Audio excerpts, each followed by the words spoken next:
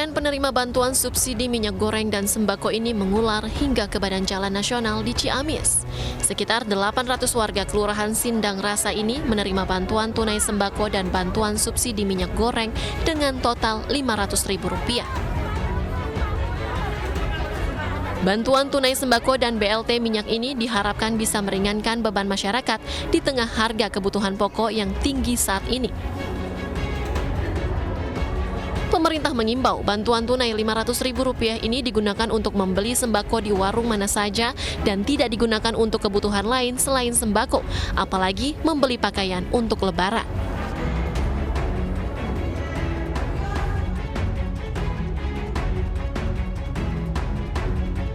Antrean BLT minyak goreng juga terjadi di Jepara, Jawa Tengah. Masyarakat penerima BLT rela antre berjam-jam di kantor pos sebagai tempat pencairan uang.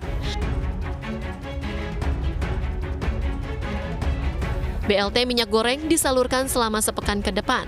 Setiap penerima BLT minyak goreng mendapatkan uang sebesar Rp300.000 ditambah dengan bantuan pangan non-tunai atau BPNT senilai Rp200.000 sehingga uang yang diterima Rp500.000.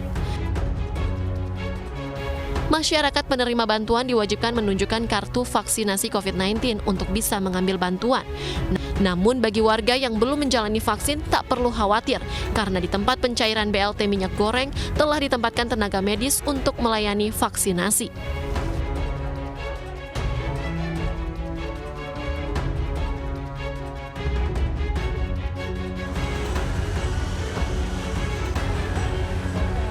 Menteri Perindustrian Agus Gumiwang bersama Satgas Pangan Mabes Polri pagi tadi melakukan sidak di gudang salah satu distributor minyak goreng, kawasan Cipete, Kebayoran Baru, Jakarta Selatan. Dalam sidak ini, petugas menemukan dugaan kecurangan yang dilakukan pemilik gudang, di mana 78.000 ton lebih minyak goreng subsidi dikemas kembali kemudian dijual dengan harga di atas head atau harga eceran tertinggi. Per liter minyak goreng curah yang seharusnya dijual seharga Rp14.000 menjadi Rp17.000 per liternya. Atas temuan ini, kepolisian akan menyelidiki lebih lanjut dan menindak distributor nakal karena melanggar aturan Menteri Perindustrian Nomor 8 Tahun 2022.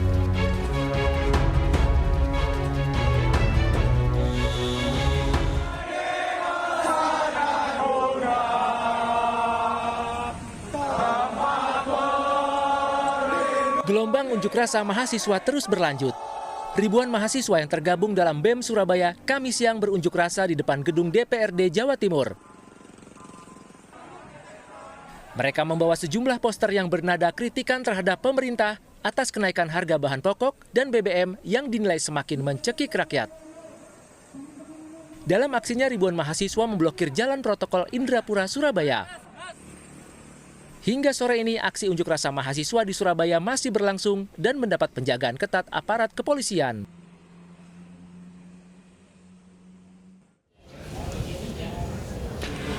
Selamat berbuka puasa bagi saudara-saudara kami yang menjalankan ibadah puasa. Pemirsa, kembali bersama saya Abraham Silaban. Kita lanjutkan iNewsroom.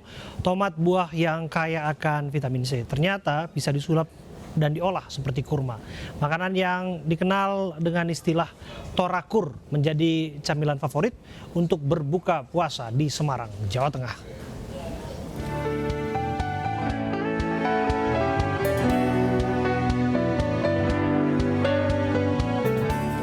Hayo, ada yang bisa tebak? Ini kurma atau bukan? No, ini bukan kurma, tetapi ini torakur. Tomat rasa kurma. Ya, ini ada tomat yang diolah menyerupai dengan kurma. Buah yang kaya akan vitamin ini di tangan seorang wanita warga Bandungan, Semarang, Sri Ngestiwati, justru menjadi panganan yang bernilai ekonomis. Agar menghasilkan torakur yang memiliki rasa khas kurma, tomat terlebih dahulu direndam dengan gula pasir. Selanjutnya dimasak selama 6 jam. Setelah tomat dan gula menyatu, kemudian dibentuk seperti kurma dan dijemur. Walaupun masih di tengah pandemi dan sudah dibuka kembalinya tempat wisata, kini membuat panganan ini kembali dibanjiri pesanan. Untuk saat ini alhamdulillah ini sudah mulai membaik dengan adanya eh, apa tempat-tempat wisata yang sudah mulai buka, kemudian ini menghadapi Lebaran, itu alhamdulillah sudah banyak pesanan yang masuk, terutama yang sudah masuk itu kemarin Torakur dibuat untuk parcel untuk yang provinsi, itu kita Torakur diterima untuk parcel provinsi, kemudian yang kabupaten juga diterima untuk parcel kabupaten. 1 kilogram torakur dibanderol 40 hingga 75 ribu rupiah. Tomat rasa kurma ini diyakini mampu meningkatkan imunitas tubuh karena mengandung banyak vitamin C.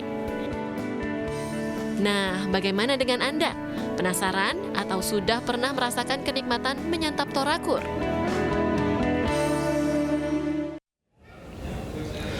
Pemirsa, penikmat seafood dan makanan pedas tidak lengkap rasanya jika belum mencicipi menu yang satu ini, lobster gajah lautan api ya.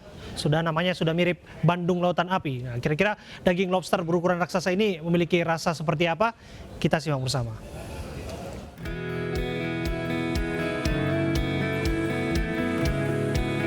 Siapa yang tak tergoda melihat hidangan yang satu ini? Ya, menu yang diberi nama lobster gajah lautan api ini memang menjadi salah satu hidangan favorit di rumah makan di kawasan Pasir Koja, Kota Bandung, Jawa Barat. Seperti namanya, lobster gajah lautan api. Lobster jumbo berukuran 1 kg ini memang memiliki cita rasa yang sangat pedas.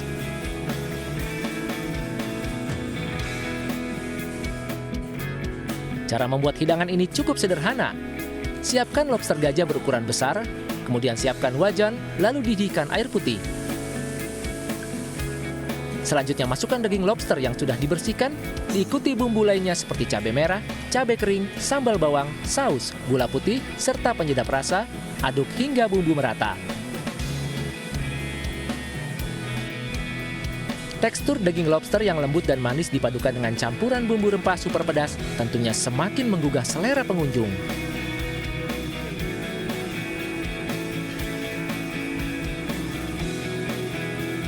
Kemudian dagingnya padat, empuk, juicy, pungkel juga dagingnya, enak pokoknya, rekomen banget.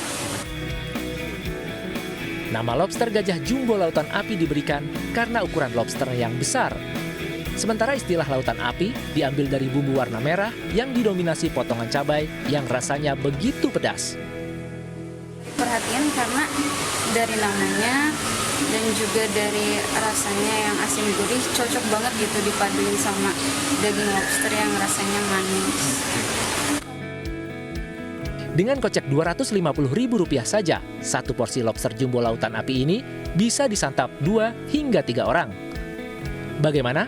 Anda tertarik mencoba?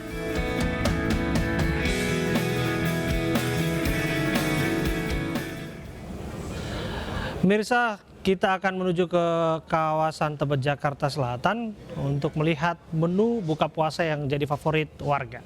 Salah satunya adalah ayam taliwang. Saudara rekan kami, Lineke Useki. Lineke, apa istimewanya ayam taliwang di Tebet?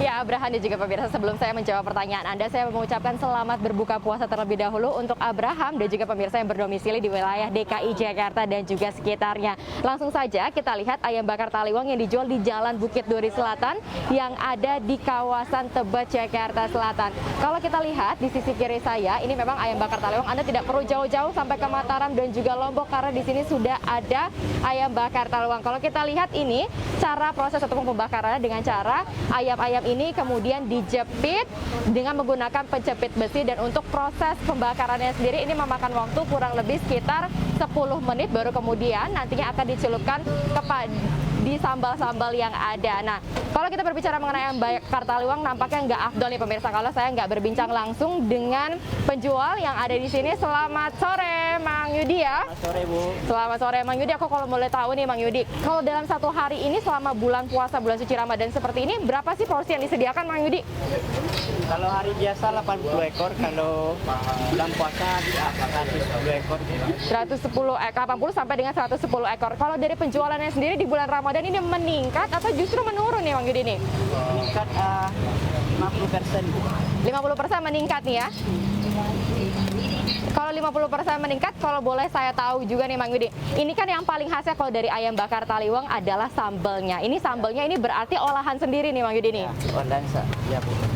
Olahan sendiri ya Mang Yudi. Nah pemirsa, ini kalau saya lihat dari tadi sudah dibolak-balik, visualnya ini sudah menggiurkan sekali. Nampaknya kalau gitu langsung saja nih pemirsa, saya akan mengajak Anda untuk mencicipi ayam bakar Taliwang. Ini merupakan ayam bakar Taliwang yang sudah saya pesan sejak tadi. Dan langsung saja nih pemirsa, kita ataupun saya nih pemirsa langsung coba cicipin saja. Kalau ngomongin soal ayam bakar Taliwang, tentunya nggak afdol nih sebagai masyarakat Indonesia jika tidak dipadu-padankan dengan tempe, kemudian tahu, dan paling penting adalah kalau kita berbicara mengenai lalapannya yang kemudian dicocol sambal. Langsung aja nih Abraham, saya mau coba cicipin ya. Kalau kita lihat nih ayam bakar Taliwangnya nih pemirsa, bumbunya meresap sampai ke dalam, dan bahkan ini kalau saya pilah-pilah seperti ini lembut sekali. Dan juga isiannya dalam, lihat pemirsa, bumbunya meresap sampai ke dalam. Langsung aja ya saya cicipi pemirsa. Ayam bakar Taliwang yang dijual di kawasan ataupun di Jalan Bukit Duri Selatan, Jakarta Selatan ini memang kalau saya rasa ini pemirsa ada rasa-rasa pedas yang ada, tetapi ini memang tidak sampai membuat lidah ada ini kemudian menderita. Nah, kalau sore hari ini menu berbuka saya adalah ayam bakar Taliwang. Kira-kira seperti apa menu berbuka puasa oleh teman-teman di studio? Kembali ke Abraham. Ya, baik. Pertanyaan bagus ya, tapi nggak boleh saya jawab pada saat ini karena belum menikmati apapun saat ini, Lineke. Tapi ngomong-ngomong, ayam Taliwang itu dari Lombok. Tadi backsound knalpot sudah kedengaran di jalan. Saran saya cuma satu ya, nonton putar ulang yang namanya MotoGP supaya ibarat ada di Mandalika itu. Terima kasih atas laporan Anda, Lineke Usiki. Pemirsa, tersangka pembunuhan begal di Lombok Tengah akhirnya ditangguhkan. Informasi saat lagi untuk Anda.